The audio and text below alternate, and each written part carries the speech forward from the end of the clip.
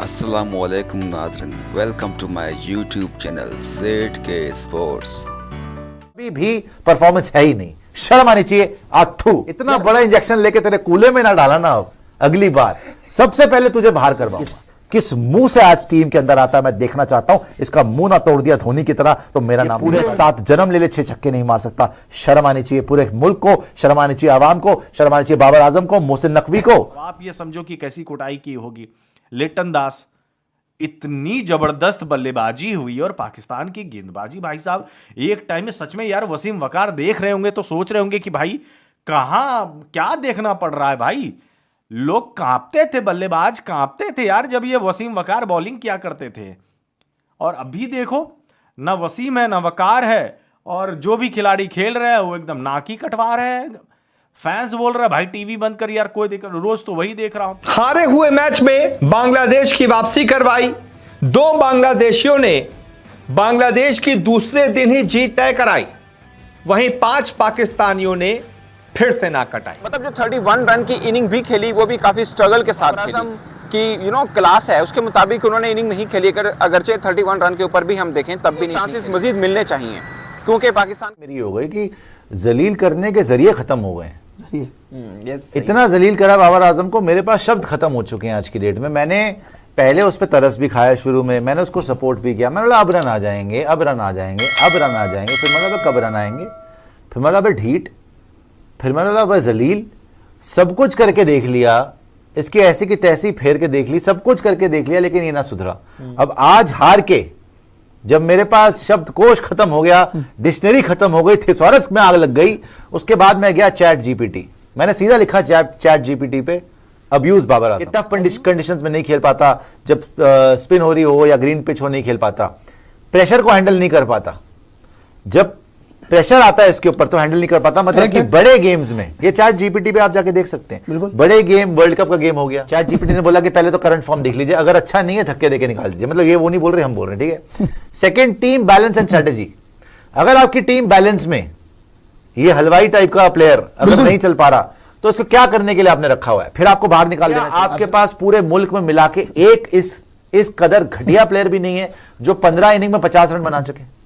क्या पूरा पाकिस्तान में 25 करोड़ की आवाम है, क्या आपके पास एक ऐसा प्लेयर नहीं है जो 15 इनिंग में 50 बना दे या 3 साल में कोई मैच जिता दे बड़ा। और इसके बाद मैं बोलूंगा धक्के देके निकाल दो, काली पहाड़ी पे छोड़ के आओ, नेवलों के साथ शतरंज खेले बैठ के, लेकिन इंसानों के बीच में ना आए अब, क्योंकि मैं इससे थक चुका। कभी राइट नहीं होता, कभी भी परफॉर्मेंस है ही नहीं। शर्म आनी चाहिए। आथू यार, उन्होंने 26 पे 6 से 260 मार दिया, इसने क्या किया है यार? कुछ नहीं किया है। बात ये है ना, आपको शर्म आनी चाहिए उसकी साइड लेते हुए। मैं साइड नहीं ले रहा हूं सिर्फ क्योंकि आपका दोस्त बाबर की तरह दिखता है उसके बाद बकवास कर रहे हैं आप। खुद भी सो जा, तेरी बैटिंग देख के नींद आती है। रात को भी जीना हराम कर रखा है, सुबह तो तू रुसवा वैसे करवाता है, बेइज्जत करवाता है। जागते रहो वॉचमैन, और रात को आके फिर कह रहा है जागते रहो कि तेरा मुंह देखने के लिए जागते रहो। अब मैंने वैसे ही घुटनों में इंजेक्शन डाल के पूरे दिन से तड़फ रहा था। रात को तेरी शक्ल देख के मेरा मन करता है कि गर्दन में भी इंजेक्शन मार लूं। कैसा इंसान है तू, इतना बड़ा इंजेक्शन लेके तेरे कूले में ना डाला ना। अब अगली बार सबसे पहले तुझे बाहर करवाऊंगा। इन लोगों ने मुझे डंडे मार के बाहर करा टीम से।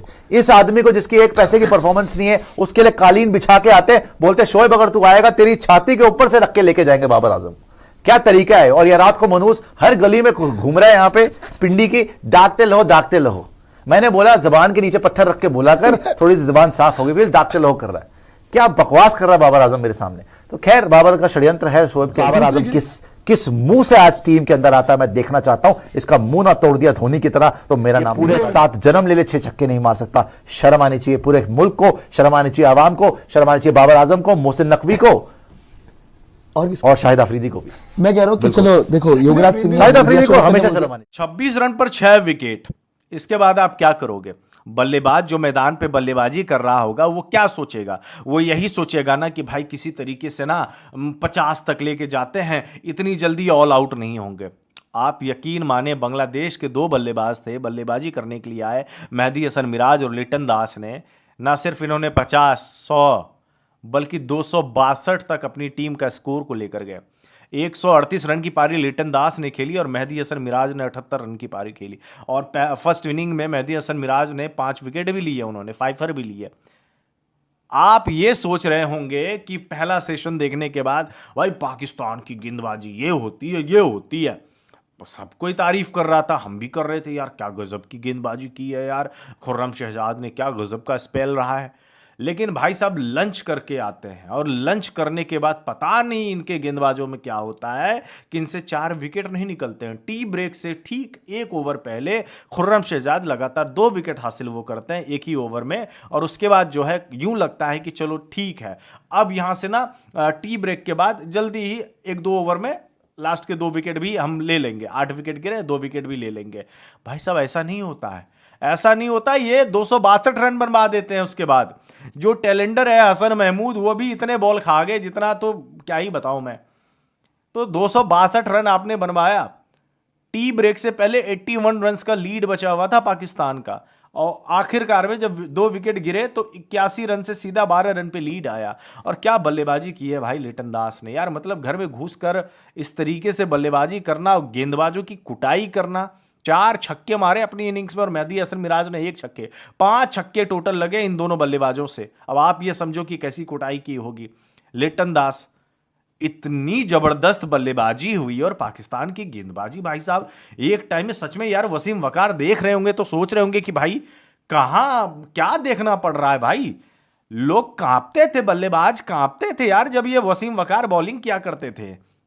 और अभी देखो, ना वसीम है ना वकार है, और जो भी खिलाड़ी खेल रहे हैं वो एकदम नाक ही कटवा रहे हैं।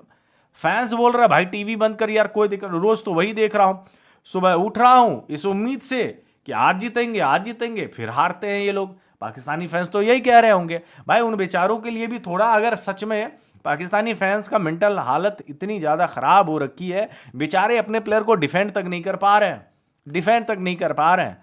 मतलब लगातार हार ही रहे हैं, कभी यूएसए से, कभी बांग्लादेश से, कभी आयरलैंड से, कभी अफगानिस्तान से, कभी जो टीम छोटी मोटी आ रही है सबसे पाकिस्तान की टीम हार रही है। और इतना ज़्यादा डाउनफॉल होगा, कभी किसी ने सोचा भी नहीं था कि मतलब इतना ज़्यादा गर्त पे जाएगी पाकिस्तान की टीम। बट यार कुछ भी हो, लिटन दास गजब की बल्लेबाजी की है, और साथ में मेहदी हसन मिराज की भी तारीफ करनी पड़ेगी, गजब की बल्लेबाजी की। और ऐसे बल्लेबाजों की ज़रूरत भी होती है यार, कि आप अगर ऐसे रन्स करते हो और मुश्किल वक्त में रन करते हो तो कैरेक्टर दिखता है।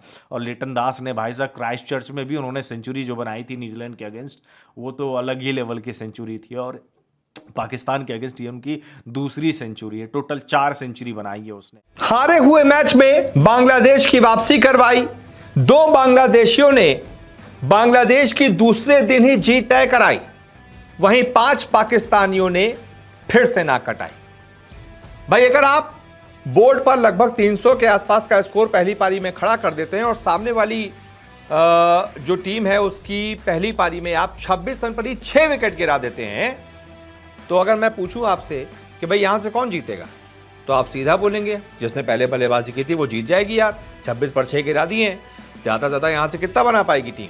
50 रन, 60 रन, 100 रन, फिर भी लगभग 150 और 200 के आसपास की लीड मिल जाएगी, बड़े आराम से हम जीत जाएंगे। यही पाकिस्तान वाले सोच रहे थे, लेकिन वो बहुत बड़ी गलती कर बैठे, क्योंकि बांग्लादेश के 2 खिलाड़ियों ने 11 के 11 पाकिस्तानियों को रुला दिया, खूंटा गाड़ दिया। एक बांग्लादेशी ने शतक ठोक दिया, दूसरे बांग्लादेशी ने 50 ठोक दिया, और पाकिस्तान के अरमान जो जीत के थे ना वो धराशायी हो गए। अब पाकिस्तान यहां से हार की कगार पर पहुंच चुका है। और शाकिब अल हसन जैसे ही 26 के स्कोर पर 6ठा विकेट शाकिब अल हसन के रूप में गिरा, बांग्लादेश को लगा कि भाई गए, बेइज्जती भी हो जाएगी, हार भी हो जाएगी, पहला मैच जीत लिया था, यहां पर हमारी हार निश्चित है। भाई 274 के जवाब में जैसे ही 26 रनों पर 6 विकेट गिर गए, वो भी शाकिब अल हसन का विकेट गिर गया, तो पाकिस्तान को लगा कि भाई अब तो हम बांग्लादेश को यहां से दबा देंगे, 50 या 100 के अंदर ऑल आउट कर देंगे और बहुत आराम से हम बड़ी लीड ले लेंगे। लेकिन यहां से होता है एक चमत्कार, एक पलटवार। बांग्लादेश के 2 खिलाड़ी खूंटा गाड़ देते हैं और लगभग 160 रनों की पार्टनरशिप कर देते हैं। 165 की पार्टनरशिप होती है मेहदी हसन मिराज और लिटन दास के बीच में। गजब की दोनों बल्लेबाजी करते हैं और बांग्लादेश को मैच में वापस, बांग्लादेश जो ऐसा लगा था 60-70 या 100 रन के अंदर ऑल आउट हो जाएगी, वो 78 ओवर खेल गई और बोर्ड पर लगा दिए 262 और आखिर दिन के खेल खत्म होने तक और सोने पर सुहागा ये हो गया कि पाकिस्तान के 2 विकेट और गिर गए। अब्दुल्ला शफीक और खुर्रम शहजाद ये दोनों आउट हो चुके हैं, यानी पाकिस्तान के पास अब सिर्फ और सिर्फ 8 विकेट बचे हैं। बोर्ड पर लीड है टोटल 21 रनों की, यानी पाकिस्तान का स्कोर एक तरीके से 21 पर 2 है। अब अगर बांग्लादेश ने कमाल कर दिया, जल्दी आउट कर दिया, तो बांग्लादेश इस मैच को जीत भी सकती है और पहली बार इतिहास में ऐसा होगा कि बांग्लादेश पाकिस्तान में जाकर लगातार 2 टेस्ट मैच पाकिस्तान को हरा देगी। बहुत बड़ी बात है दोस्तों। पाकिस्तान क्रिकेट टीम के सबसे बड़े बल्लेबाज बाबर आजम एक बार फिर नाकाम हुए हैं और उसके बाद फिर से ये बहस चल पड़ी है कि शाहीन नसीम के बाद क्या बाबर आजम का नंबर नहीं आ जाना चाहिए कि उनको भी रेस्ट दिया जाए या टीम से ड्रॉप किया जाए। इसके ऊपर 2 थ्योरी हैं और मेरा अपना क्या ख्याल है वो मैं आखिर में बताऊंगा। 2 थ्योरी क्या है वो भी बताऊंगा, मगर सबसे पहले कि जो अपनी पहली इनिंग खेली बांग्लादेश के खिलाफ दूसरे टेस्ट मैच में 31 रन किए, मगर 77 बॉल पर 2 चौके लगे और 40 का स्ट्राइक रेट है। मतलब जो 31 रन की इनिंग भी खेली वो भी काफ़ी स्ट्रगल के साथ खेली। जो ये इनिंग बता रही है उसमें बता रहे हैं कि एक निस्बतन कमज़ोर हरीफ के खिलाफ एक रावलपिंडी की पिच के ऊपर, अगरचे पिच थोड़ी डिफरेंट थी, रावलपिंडी की तरह टिपिकल पिच पहले दिन की तरह नज़र नहीं आई, मगर उसके ऊपर भी जो बाबर आजम की क्लास है उसके मुताबिक उन्होंने इनिंग नहीं खेली। अगरचे 31 रन के ऊपर भी हम देखें तब भी नहीं इतनी खेली है। मगर जो 2 थ्योरीज हैं, एक ये कि इनको ड्रॉप कर देना चाहिए, दूसरी थ्योरी ये है कि इनको चांसेस मजीद मिलने चाहिए क्योंकि पाकिस्तान के बड़े बल्लेबाज हैं। अगर 14 इनिंग्स हो चुकी हैं टू बी एग्जैक्ट कि उन्होंने 50 रन नहीं, अगर खुदा ना खास्ता बाबर दूसरी इनिंग में भी रन नहीं करते हैं, लेट्स अज्यूम के 50 भी नहीं करते हैं, तो क्या उनको इंग्लैंड के खिलाफ चांस मिलना चाहिए या नहीं मिलना चाहिए। मुझे लगता है कि अगरचे वो पूरे अगले आइंदा बरस के जो पाकिस्तान ने इस टेस्ट चैंपियनशिप के मैचेस खेलने हैं उसमें भी अगर 50 नहीं करते तब भी शायद पाकिस्तान अफोर्ड नहीं करता कि आप बाबर आजम के बगैर मैदान में उतरें, क्योंकि ये वो बल्लेबाज हैं जो कहीं पर भी कभी भी बड़ी इनिंग खेल सकते हैं और जब बाबर आजम खेलते हैं तो फिर पूरी दुनिया देखती है। और मुझे याद है पाकिस्तान एक लंबे अरसे तक बाबर आजम की वजह से ही जीतता रहा है। उस वक्त आज भी अगर बाबर आजम रन करते हैं बांग्लादेश के खिलाफ तो बात होती है कि यार अपनी पिच के ऊपर बांग्लादेश कौन सा हरीफ है उसके खिलाफ कौन सा रन करके आपने क्या कर लेना। ये तो अब हमें इंपॉर्टेंस पता चली है कि नहीं, बांग्लादेश के बॉलर भी बड़े तगड़े बॉलर हैं, एटलीस्ट हमारे बॉलर्स की निस्बत वो ज़्यादा तेज़ बॉल कर रहे हैं। इस टेस्ट मैचेस की सीरीज जो है ना, इनको देखा जाए तो हमारे बॉलर से ज़्यादा तेज़ बॉल कर रहे हैं। शायद बहुत लंबे अरसे के बाद पहली मरतबा ऐसा हुआ होगा कि आप किसी ऐसे हरीफ के खिलाफ खेल रहे हैं जिनके तमाम बॉलर हमारे तमाम बॉलर से तेज़ बॉल कर रहे हैं। ये भी एक खास बात है।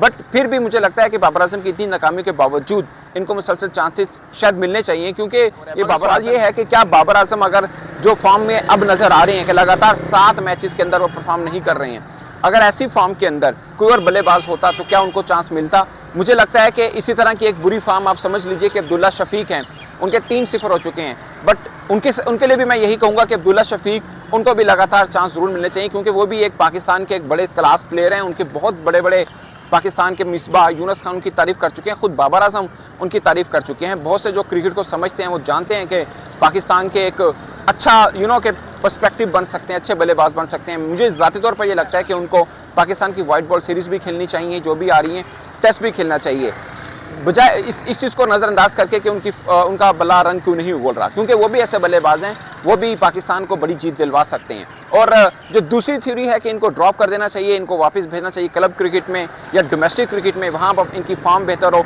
तो उनको लेके आ जाए। उनके पीछे भी लॉजिक है, जैसे मोहम्मद आसिफ का मैंने लेटेस्ट इंटरव्यू देखा, उन्होंने बोला कि अगर मैं होता कोई बॉलर एज ए बॉलर या एज ए बैटर तो मुझे लगता है कि उनको क्लब क्रिकेट खेलनी चाहिए, बेसिक की तरफ जाना चाहिए। वहाँ पे जब फॉर्म बेहतर हो, वहाँ पे गलती का एहसास होता है कि कहाँ पे मैं इंटरनेशनली गलती कर रहा हूँ, तो फिर वापस आकर आप टीम के ऊपर एक एलिगेशन रहता है कि कॉम्पिटिटिव क्रिकेट के अंदर आके वो वैसी फॉर्म नहीं दिखा पा रहे होते या पाकिस्तान को जीत नहीं दिला पा रहे, जो उनके ऊपर एक कर्ज है जिसको बाबर आजम को उतारना होगा, लेकिन उसके लिए उनको खेलना भी होगा।